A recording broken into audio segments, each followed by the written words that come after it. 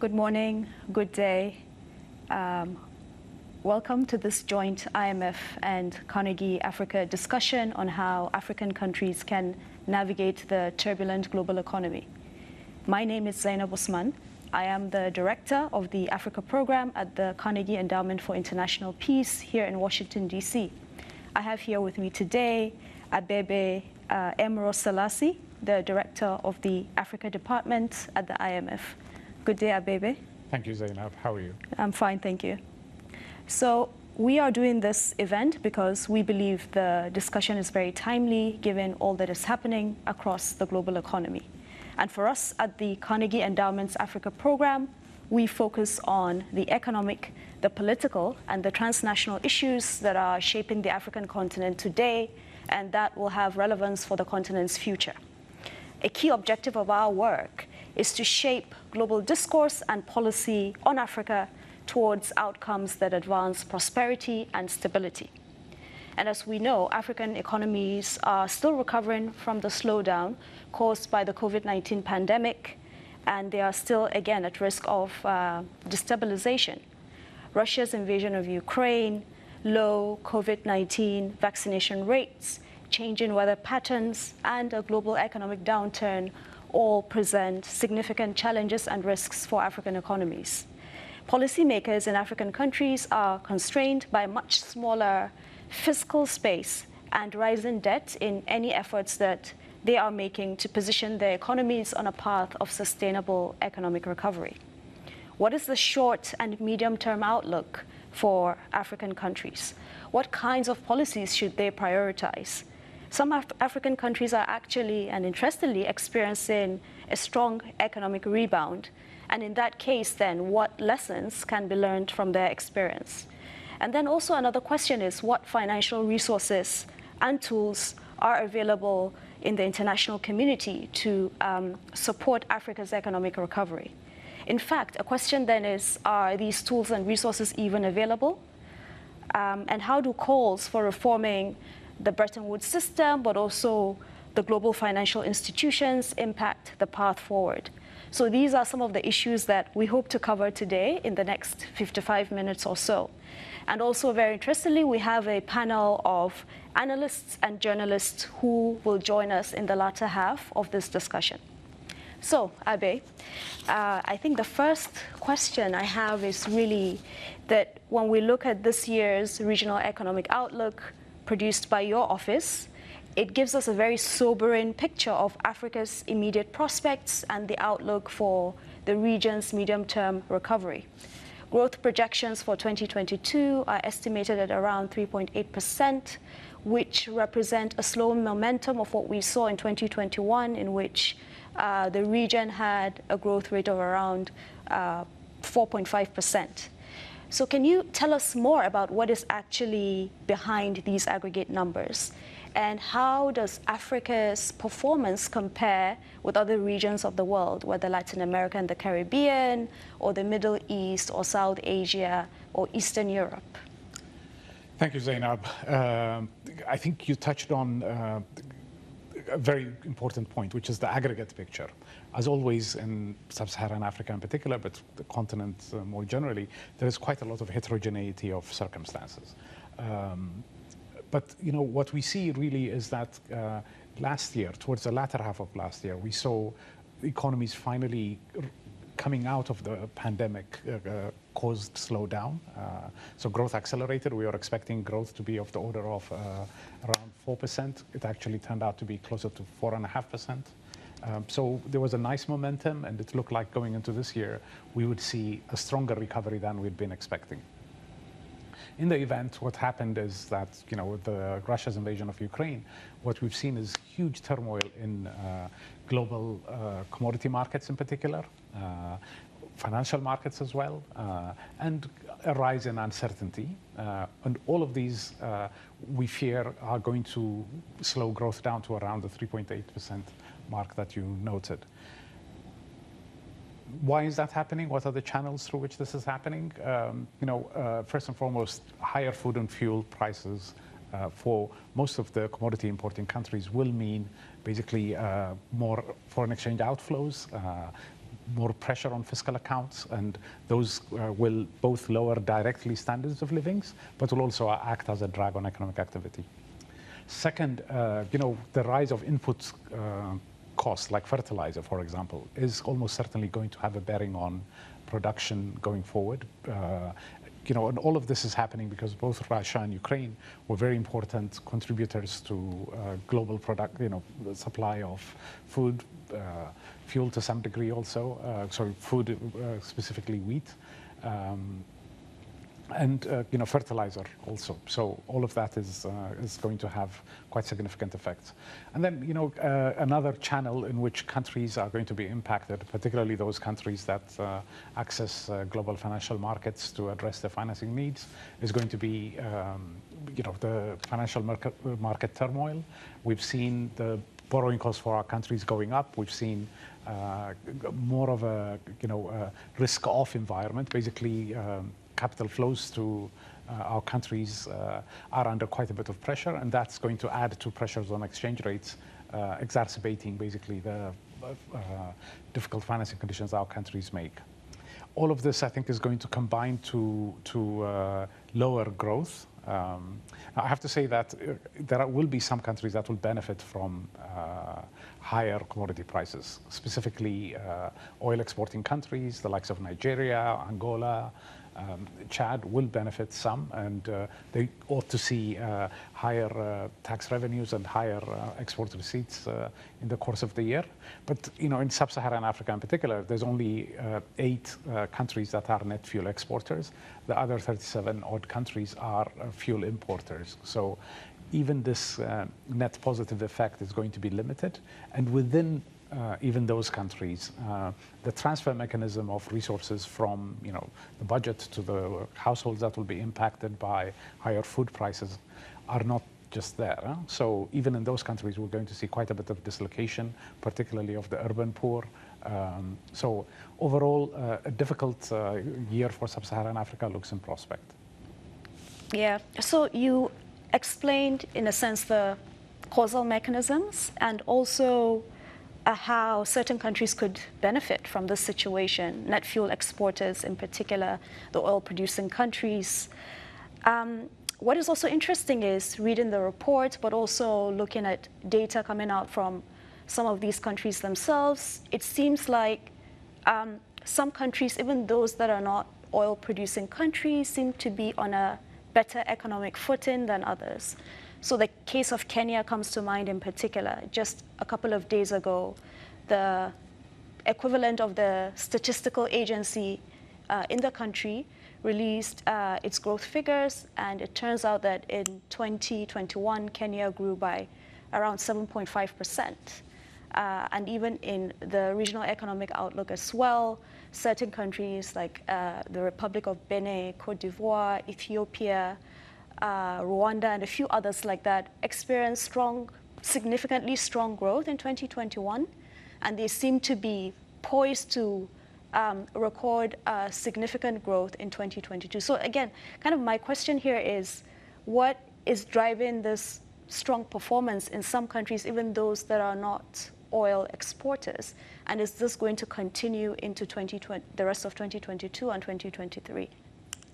Very good question. So 2021 in some respects was a special year for most countries around the world. 2020, as you know, we saw quite a bit of depressed economic activity, of course, reflecting the effects of the pandemic, economic activity having been shut down to keep the spread of the virus as low as possible. So 2021, we needed to see a recovery, and we saw that. But even then, I think one of the disappointing things about the effects of the pandemic has, of course, been that sub-Saharan African countries are going to be one of the regions that's going to not go anywhere near towards recovering to the pre-crisis trend path for GDP. So there is an issue there. That said, I mean, within that setting, we do see quite a few countries growing some, so the likes of Kenya, Rwanda, Benin, those are all countries with a more diverse economic structure. And that diversity we've found even in the period before the pandemic, the Africa Rising period, has been a source of robustness, a source of resilience, not having to rely on a certain sector. So that is an important factor that explains countries' resilience. A couple of points I want to make. I mean, so I think also when we're looking at the effect of shocks like the current one to food and fuel prices, it's really important to distinguish between the effects on growth per se versus the effects on other macroeconomic outcomes like the fiscal account or the balance of payments.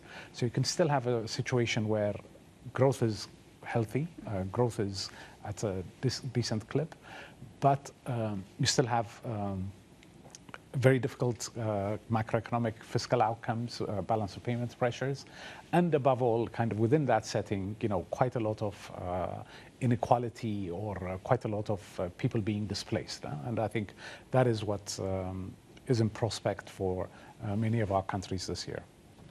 So that's actually a nice segue into my next question. Let's focus a bit on these exogenous shocks. And we know that in the past couple of years, African countries have felt the impacts of these shocks. It was the US-China trade war starting from 2018, which is kind of still going on. Then the COVID-19 pandemic, which happened in 2020 and 2021. And we're still in the pandemic, by the way. And then the region's recovery is also being impacted, obviously, by the big thing right now, which is the war in Ukraine. So the report discusses in detail these economic impacts, and indeed you have just explained a couple of them as well. I wonder if there might also be other indirect impacts. So specifically, could Africa's financial and payment systems be affected by the spillover impacts of the war, specifically the economic and financial sanctions imposed on Russia? That's a very good question. Africa's financial and trade links, with the exception of areas like imports of wheat, fertilizer, with both Russia and Ukraine, have been limited. Now, that's not always true for all countries, and there are some countries where the links are a bit deeper. So, mining companies, for example, that are owned by Russian entities and the like. But by and large, I think the trade and financial links are not as deep, and so the direct effect of sanctions, I think, will be limited. But I mean, it's more the indirect links, as you mentioned, also that are going to be more problematic. Quite a lot of a lion's share of wheat imports of African countries comes from Ukraine and Russia. So that's a direct channel through which countries in our region will be impacted. Moreover, the taking out of the market of Russian oil and gas, of course, has raised the price of oil and gas. So that's yet another channel through which our countries will be impacted.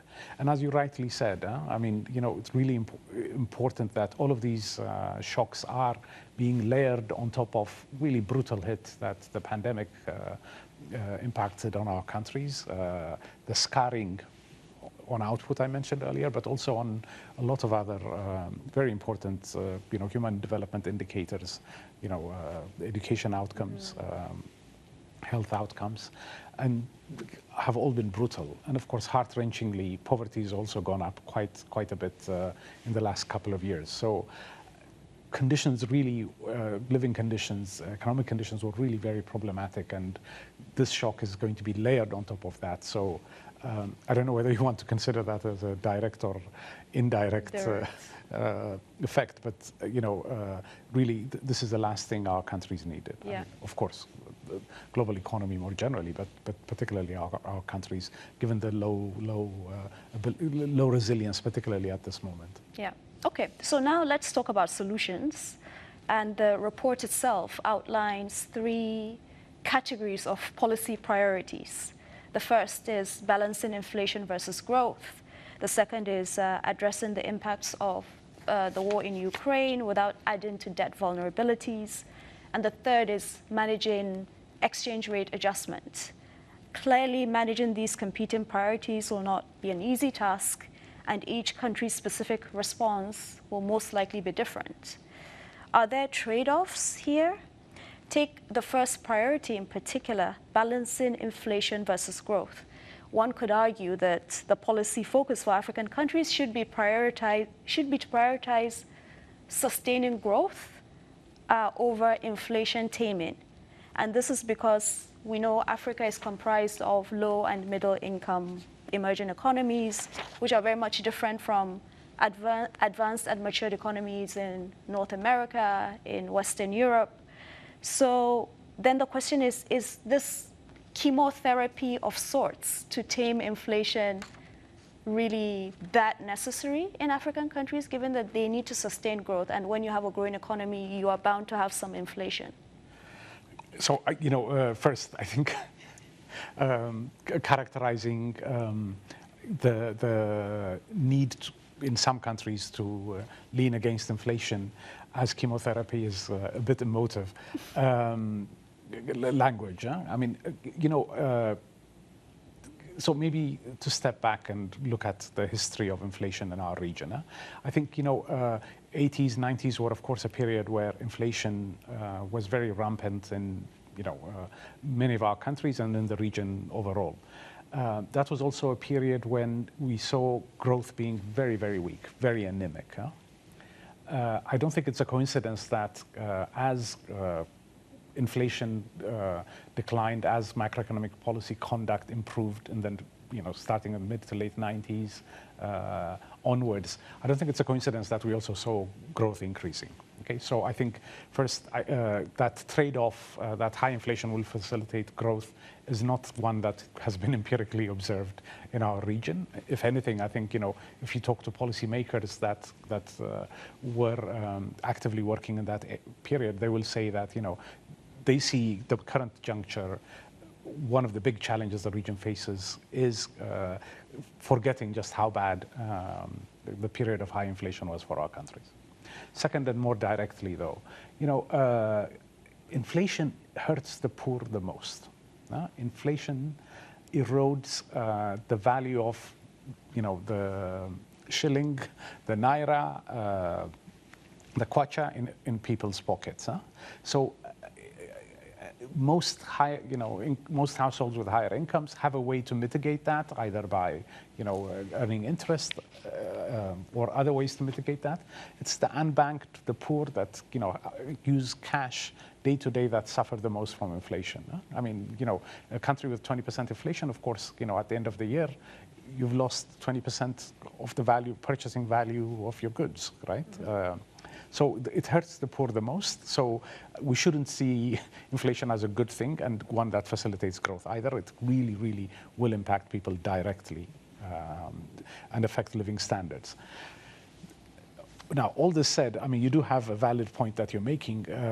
First, that there are no easy solutions. This is really all about trade-offs. Second, the inflation threat varies from country to country. Third, these are ultimately also deeply domestic and deeply country-specific, context-specific decisions that have to be made by policymakers.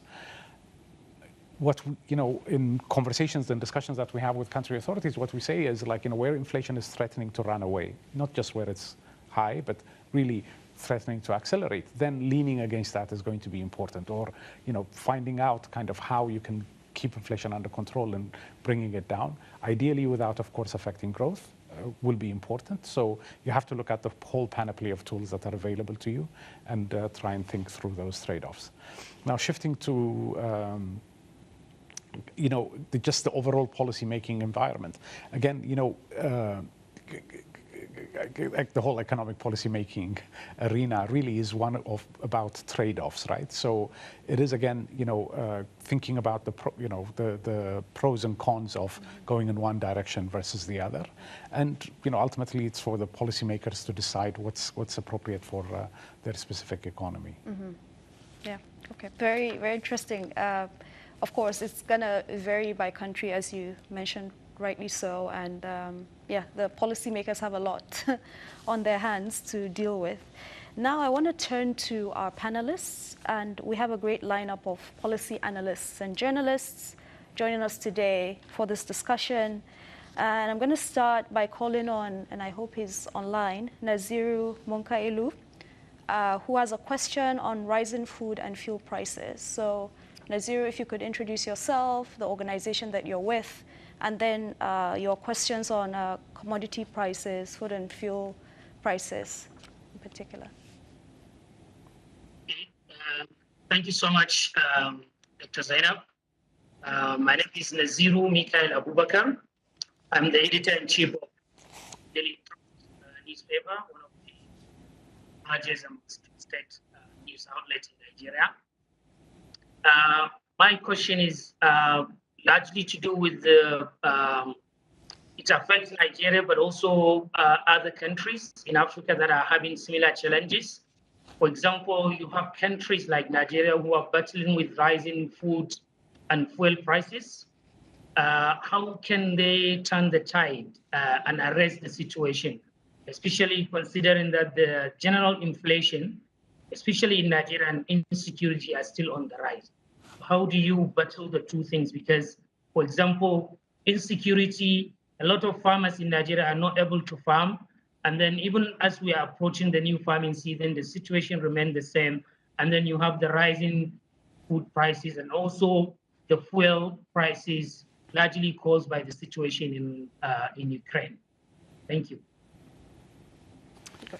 Naziru, thank you so much for that question, and a really, really difficult question. And I would argue kind of this is probably the first order challenge facing the vast majority of policymakers, vast majority of our countries, our legislators, our leaders. First, I think I would distinguish a bit between food and fuel prices. I think, of course, governments have to make sure that everybody's fed.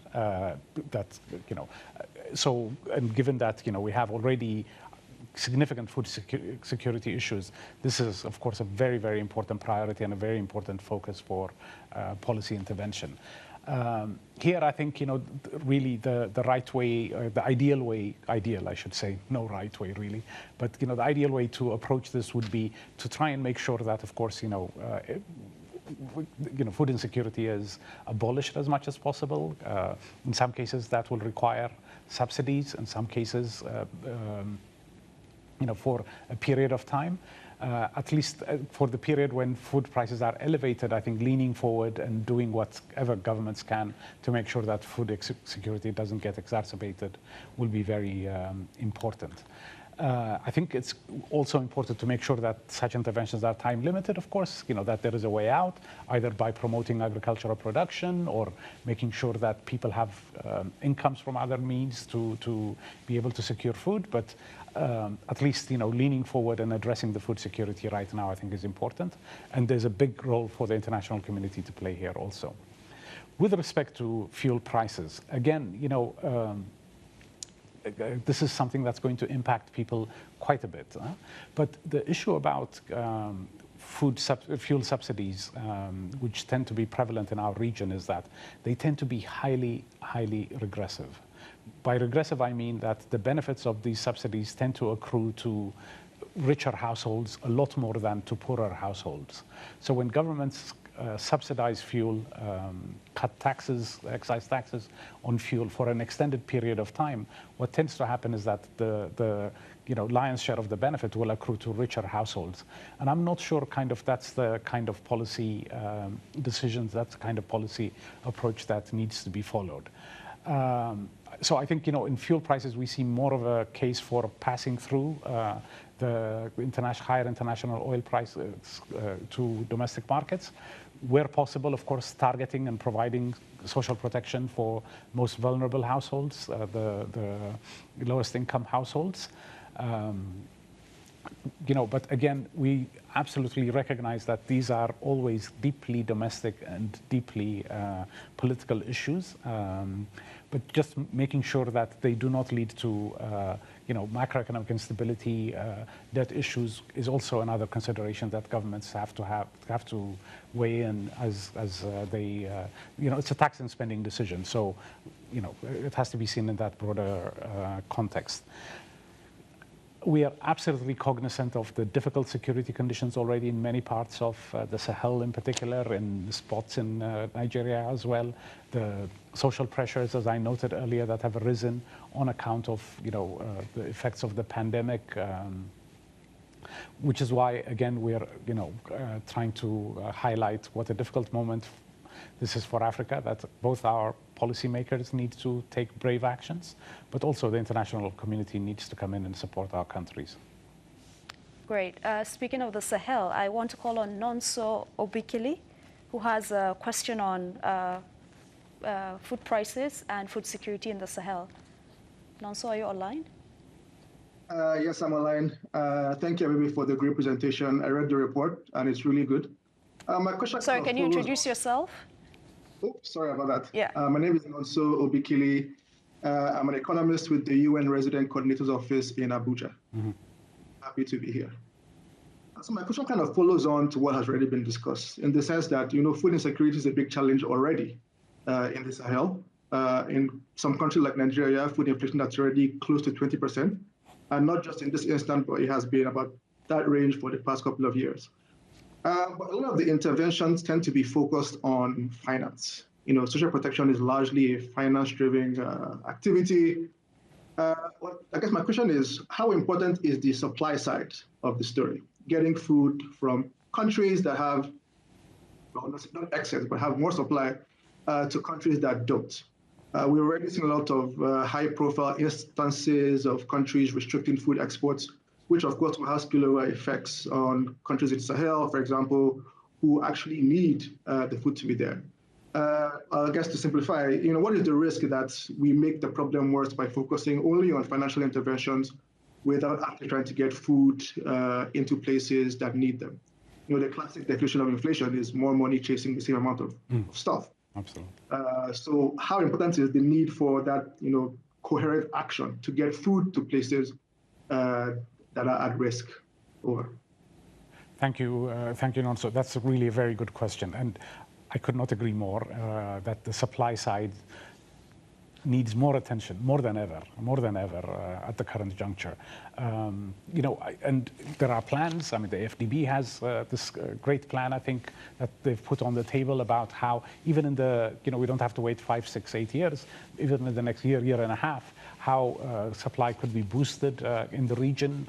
There are many other considerations, many other plans that I've seen also exactly along those lines. So paying attention to this is really, really very important. I mean, I have to say, one of the big challenges in our region, of course, is that, moments like this, when we see the surge in prices, agriculture prices, a lot of attention is given to this issue. And as soon as that pressure wanes, unfortunately, attention also shifts away from this really important area. So focusing on the supply side is absolutely important. Also, the point you made about trade restrictions, how, while the pressures are understandable at an individual country level, when they're taken by a lot of countries, you have the well-being of all of our countries and the world in general being harmed is also another important point that needs to be borne in mind. So again, particularly in a world where we are trying to implement the AFCFTA, facilitate more flow of goods, of people, of services, the last thing we need in a moment like this is trade restrictions that will hamper the flow of goods from one country to the other, exacerbating food security in important neighboring countries. At the end of the day, this is going to spill back on other countries, of course, as people migrate. So again, working as a continent, as a region, really very, very important. So now we're going to pivot slightly, and I'm going to call on Mati Conte, who has 2 questions on addressing inflation and also on exchange rate management, particularly in the CEFA zone. Is Mati with us? Yes. Yeah. Can you hear me? So Yeah, so I am Mati Conte. I am research economics at United Nations University in the Netherlands and research scholar at Columbia University in New York. So Zainab and Abe, thank you very much for the insightful discussion. And I would also like to congratulate the IMF team for such a well-structured and very informative report. So coming from Senegal, any issues related to exchange rate regime is very important to me because the CFA discussion has been going on and on. So in past crises always raise the question of what type of exchange rate regime developing countries should adopt. There were times where the bipolar view was very popular and also very challenged. And yesterday also I came across a new IMF working paper that showed that that it is more difficult for countries with pegged exchange rate regimes to mitigate the negative impact of climate change on economic growth. So in this current crisis, we know that CFA zone countries with a hard peg exchange rate regime have very limited monetary policy space. So Abe, I would like to know how likely will CFA zone countries lag behind other countries in the region in terms of fast economic recovery and debt sustainability? And what are lessons or warnings from this crisis that you think CFA zone central banks should take into consideration when designing the new currency ECO? So Thank you. yeah, so I don't know for the next question if I should wait for this. Yeah, wait on for the next question. Okay. Yeah. Thank you, Mati. Exchange rate regime choice is one of those issues that has been, I think, most studied by economists around the world. And I would say I'm not sure there is a conclusive result as to which regime works best for countries. I think you see this debate in various guises happening in Europe and many other developing parts of the world. And I think from our vantage point here, the way we see it is that exchange rate regime choice is just one of many other policy choices that have to be made in order to engender strong, inclusive, and growth and structural transformation. There are periods where regime choice can influence the type of policies that you have to make. So in a context of a very high, negative terms of trade shock like the current one, if you have a fixed exchange rate, of course, the exchange rate cannot move and will not be able to insulate the real economy. On the other hand, it will contain inflation for you, depending on whether, what the inflation rate is in of course, the region or country to which your currency is pegged. Specifically on the CFA franc zone and what kind of growth trade-off there has been. I think this has changed over the years. So there were periods when it seemed that having the peg raised the output cost a little bit relative to countries with flexible exchange rates. But then again, if you look at the last 7, 8, 9 years, overall, I think growth was quite robust in the CFA franc zone. Relative to other parts of the region. So, the growth, it didn't seem like there was a growth trade-off by having a peg. So again, I think my answer here is that, the peg, the regime choice is one out of a number of other instruments that have to be in place. That by itself, will have a bearing, but not the predominant bearing on growth outcome or an inflation outcome in a country. So, I think we too often, I think we look at the regime as the be-all and end-all when it comes to discussion in the WAEMU and somewhat also in CEMAC. Yeah.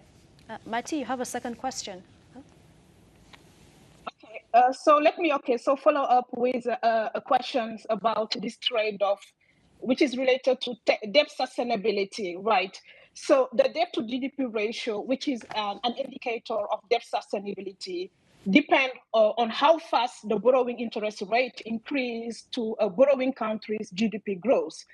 So currently, interest rate is increasing, right? And unfortunately, in Africa, growth has been declined and it's remaining low.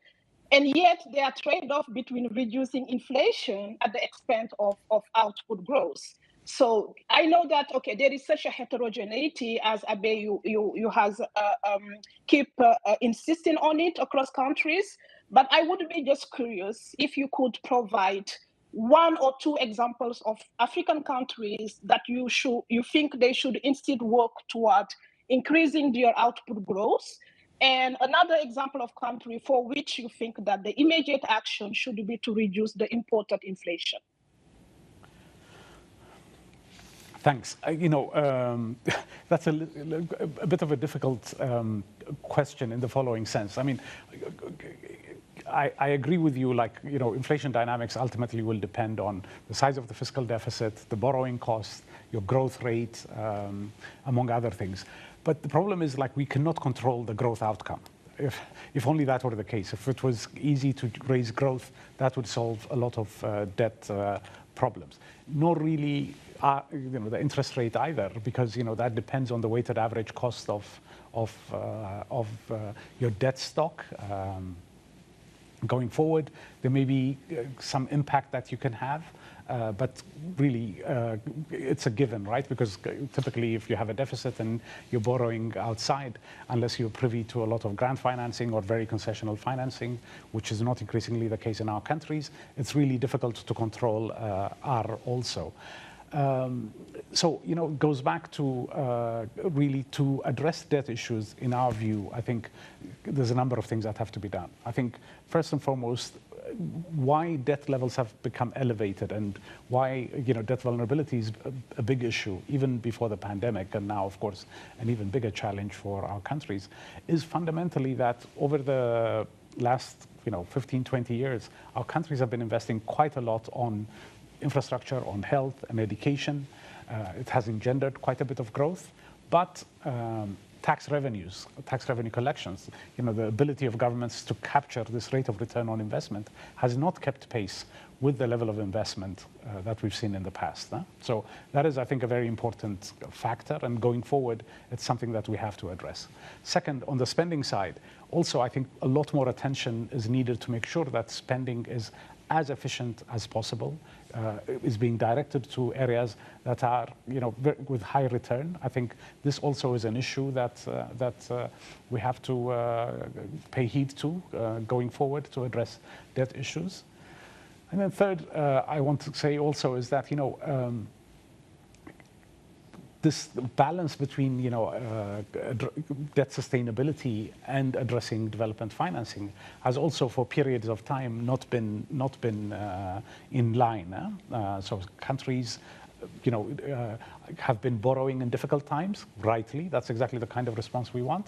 But even when growth accelerates, have continued to borrow, have continued to sustain high deficits. So again, this also has to be reflected on to make sure that going forward we don't have debt sustainability problems. And so we're going to pivot slightly now to focus on the IMF's own tools and instruments for responding to these kinds of crises and for supporting countries around the world, including countries in Africa. And indeed, we've seen the IMF, to its credit, taking several creative measures to respond in the past couple of years. We've seen the SDR allocations last year in August. We've seen the Rapid as a credit facility, the Poverty Reduction and Growth Trust, and then now the new Resilience and Sustainability Trust. So I want to call on David McNair, who has a question actually on both the PGRT and the RST. David, are you with us? Are you online? Okay, he's not here. So I'll call now on Charlie Robertson, who also has a question kind of related to the SDRs and SDR recycling and reallocation. Charlie, are you online? I am. I first just want to say thank you so much for putting all the right acronyms, because I was totally going to get that wrong. David, by the way, is online. I just think he was not unmuted there, so maybe he'll come in afterwards. thank you so much for that presentation. Thank you again for the report. There was lots of really good stuff in it, as usual. The question I've got please is... introduce yourself. I mean, Charlie I know Robertson, you and I've been sorry. with you, but for others, Renaissance Capital. So we're a frontier bank that looks a bit at South Asia as well as Africa and some other frontier markets. So I've been more concerned about this, the indebtedness problem since we've seen US yields shoot up. And, you know, I'm one of those economists that didn't forecast this. I didn't expect US Treasury yields to be going over 3%. I therefore had assumed that borrowing costs for lower income countries was going to stay low, and that was going to be in some ways very good as long as the money was invested wisely, as you've mentioned. But we have got high yields. Sri Lanka's rolled over into a very damaging default. We've already had Lebanon go a couple of years ago, and we've got a few countries, as you know, that have asked for the common framework debt restructuring. I've seen Pakistan ask for an extra couple of $1 billion from the IMF. It feels to me the pressure on the IMF is going to build quite a lot over the next 12 to 18 months because of globally higher interest rates. And it's one of those where, as the months go by in Sri Lanka, it feels like the total bill is just going to get bigger and bigger. So I'm curious about, you've done such a good thing already with this SDR reallocation, but it doesn't feel like the numbers are quite as big as we hoped when Macron was first talking about this in early 2021. And also, I'm aware that the RST is going to be quite a long payout period. I mean, maybe 10 years that the money gets lent out, or even longer. So I'm just wondering, is there a sense in the fund now that with US interest rates this high, that the fund's going to have to try and encourage those rich countries to give a bit more of a reallocation, and for that money to be ready to go quite soon, especially given that we've got China pulling back from its lending in the last full year figures I saw. So China's lending less. Europe's not yet picked up the baton, but if it might do in a few years' time. It feels like the IMF could be really important in the next year or two. And I just wondered if there's any chance of more of these rich countries being encouraged to give a bit more like they promised early last year. Great. Sorry, Abe, before you address that, I want to bring in David because I think his question is somewhat related, so you can address the two. David? Thank you, Zainab.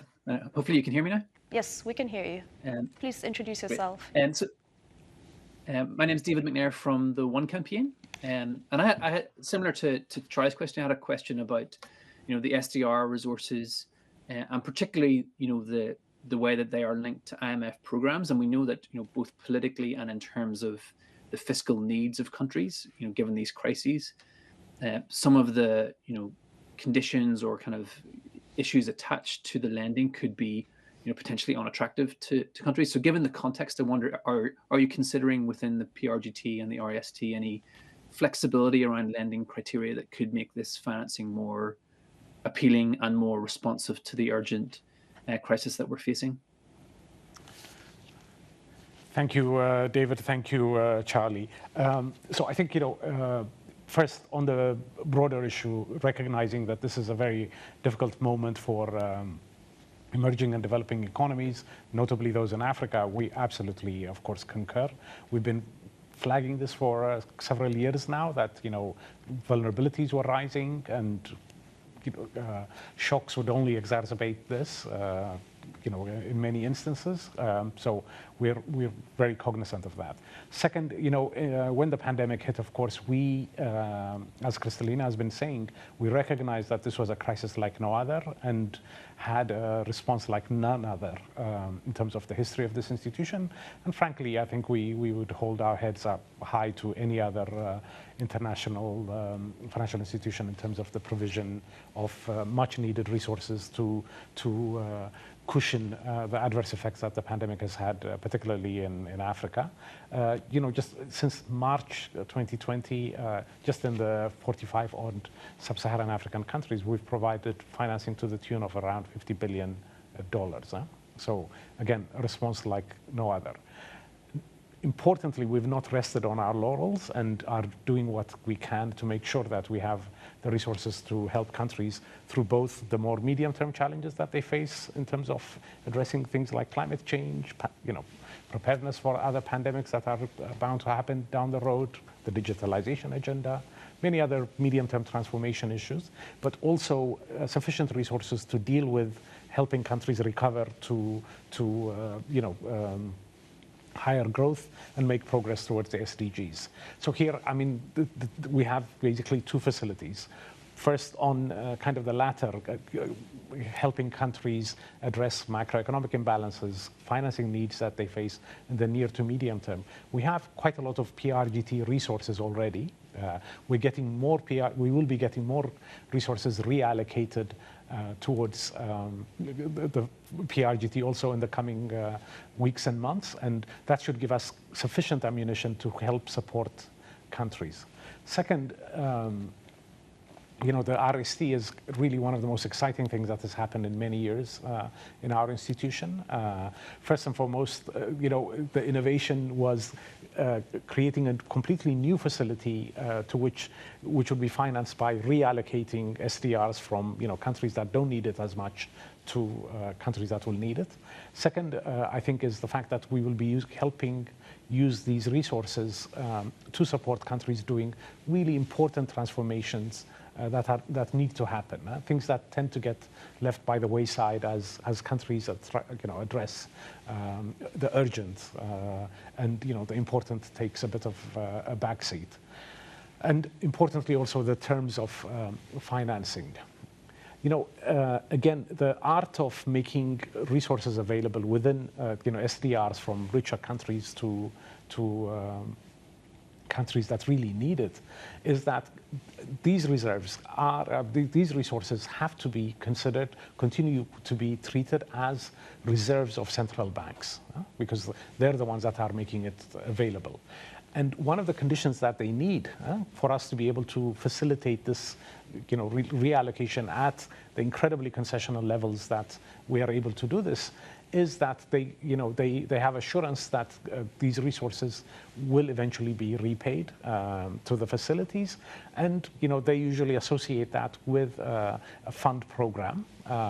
But of course, the fact that the terms are of longer-term duration, particularly for the RST, does mean that this will create a lot of fiscal space. The alternative to this kind of financing would be countries going out and borrowing at much more expensive rates, market rates, if they can, as Charlie was touching on, with rates going up, with spreads widening, the pressure and even that financing is not an alternative.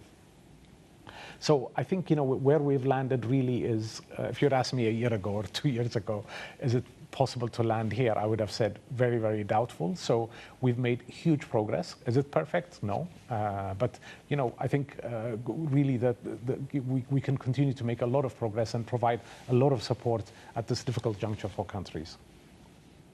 Great. So I want to call on Dennis Matanda, who has a question on with respect to smaller, younger countries like South Sudan. Dennis? I had prepared to premise my question on innovative solutions, but I would like to step away. Basically, Mr. Selassie, after reading your blog. Dennis, please introduce yourself. Oh, okay. So I was coming to that. So My name is Dr. Dennis Matanda, and I run a firm called Morgenthau Sterling. Morgenthau Sterling has been trying to provide innovative capital-based or foreign direct investment-based solutions to every one of the 55 sub-Saharan Africa, or 55 African countries. My challenge after reading your blog, Abe, is that there's not too much of a policy space for the African countries or to provide major solutions. So I was going to then ask you, what can we do about pragmatic things like special purpose vehicles to address things like infrastructure? And then related to that, and this might be something that will complicate your response because it's probably not in your purview. But I just left South Sudan less than a few hours ago, and I have seen firsthand the stimulative effect of a developing economy like South Sudan. What about a country like Zimbabwe, which is facing debilitating sanctions? And to go back to something that you mentioned on inflation. Thank you. Thank you so much, Dennis. So a couple of thoughts. I mean, first, there is a lot of work that I think that can be done to facilitate more private investment, more, equity type investment in infrastructure financing and in really other areas which governments have financing pressures. It's not easy. It requires quite a lot of diligence and hard work, but we do see quite a lot of scope for that. Again, I'm not saying this to suggest that private financing needs to replace public financing in really the core areas of government responsibility, but rather to supplement that and increase the provision of public goods and services. Just take the case of telecoms, for example. We've seen how much telecoms have revolutionized access for our people in our region. And I think in the vast majority of countries, of course, telephone services are being provided by the private sector. I think 15, 20 years ago, it would have been unimaginable, unthinkable that telecom services were being provided almost exclusively by the private sector, not just in our region, but really around the world also. So, I think not necessarily fully, but taking a leaf out of that in terms of what we can learn from why that was possible there, why we can't extend that to other services, I think is something that it behooves us to think about in the coming months and weeks to help address the financing deficit. Second, I think you raise a really important issue with respect to countries like Zimbabwe about both the homegrown, the internal difficulties, but also outside constraints. And I think the issue is at the end of the day, our countries, our people, we have a lot of agency in terms of the direction of travel. I always worry a little bit that we look towards the outside world as having the solutions, and I think my limited knowledge experiences that what ultimately will determine the growth trajectory of our countries is basically what our governments do, what our people do, what our private sector, civil society does. And I think strengthening that social contract, I think, is as important as working on alleviating the external constraints to motor growth in our countries. Great. So we have just about 6 minutes to go, and we have one final question, and then I'll also add my own concluding question to that. And I want to call on Ji Yabi to ask a question on central bank digital currencies.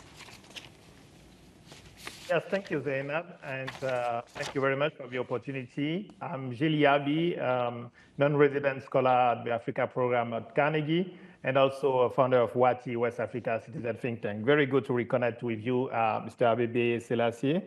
Just a question about the central bank digital currencies. There is an interesting box in the report about that, and the specific example of Nigeria, which launched the e-Naira.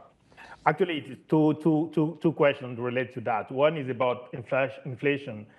Is there a relationship? Is it neutral vis-a-vis inflation to have this development of digital currencies? And my second question is about financial inclusion. If it does foster financial inclusion, shouldn't the IMF actually encourage other countries on the continent to adopt the example of Nigeria and really develop this kind of currency in their countries? Thank you. Okay. Thanks, Gilles, and really very nice to see you again.